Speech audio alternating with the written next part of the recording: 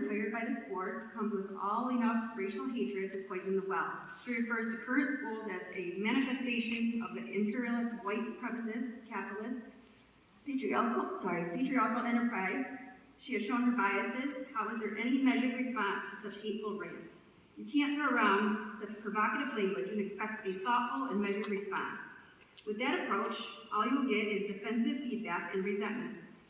This is not the way to advocate for inclusiveness or racial harmony. I ask the board to find other ways to enhance the concept of inclusion in our schools. CRT, or anything like it, simply sow seeds of hatred, and as one of many parents, I strongly protest this concept, and our children deserve better.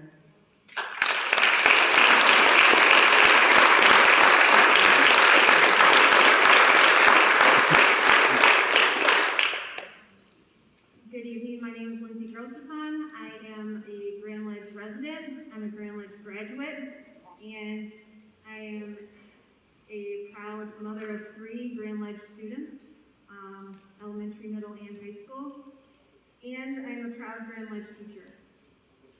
I have taught special education in the district for 17 years. I teach compassion, I teach kindness, and I teach empathy. And when a student comes to me and tells me about a story of why they can't go home at night, I give them kindness. I give them compassion. When a student comes to me in tears because they can't read or they can't do the math problems, I show kindness and I show empathy. When I have a student who suddenly needs to be grabbed from the building by a parent because the other parent is looking for them and quite possibly going to take them, through tears in a conversation with the parents and the student, I show kindness, I show compassion, I show empathy.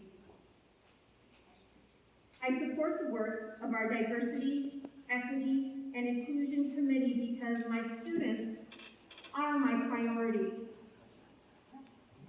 In the evening, they are my priority. On the weekends, they are my priority. And my own children are included in that. But beyond that, my number one priority is to be a follower of Christ. I am a Christian. I am a follower of Christ. The biblical truth of being a follower of Christ is that you love God and you love others. 1 John chapter 4, verse 8. Whoever does not love does not know God, because God is love. Psalms 136, verse 2. Give thanks to the God of gods. His love endures forever. And finally, 1 John 4, verse 7. Dear friends, let us love one another, for love comes from God. Everyone who loves has been born of God and knows God.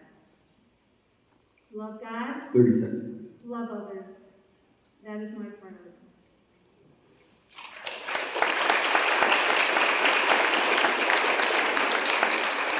I'm a parent of 2 Grand Ledge children. 2 people before me have talked about defining critical race theory as reduction down to simply oppressed and oppressors according to skin color. Intellectual sense not enough. You're labeled a racist if you disagree with the theory. Seeks to portray America, and especially the founding, as racist, and turns people against each other. Now, unlike what's been portrayed to the media, this concern about CRT going into our schools is not self-generating by us parents.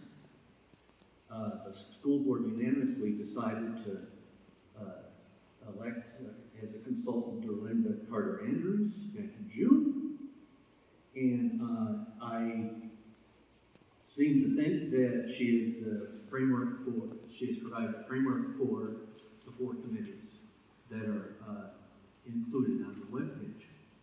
And one of those is the diversity, equity, and inclusion professional learning for staff, administrators, and students.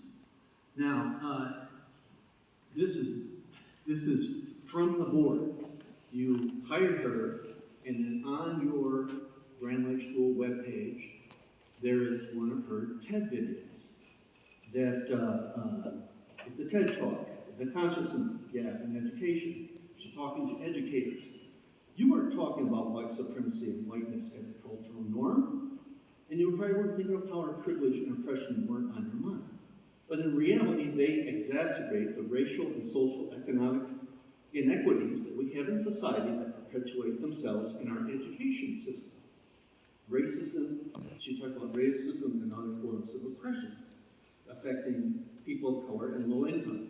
And by the way, I was one of those low income people, and I don't feel oppressed.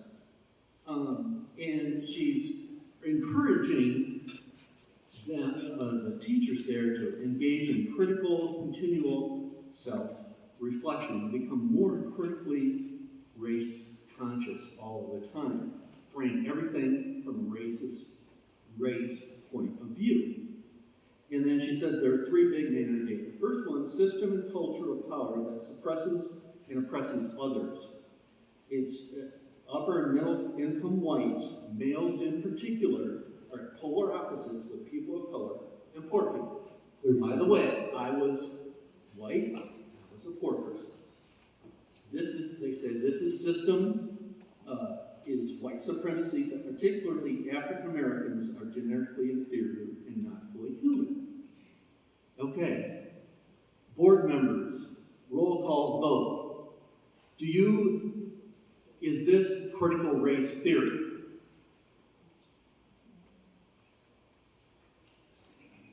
Is this critical race theory? And do you support Dorinda, her framework for continuing structuring of the teaching of students and staff?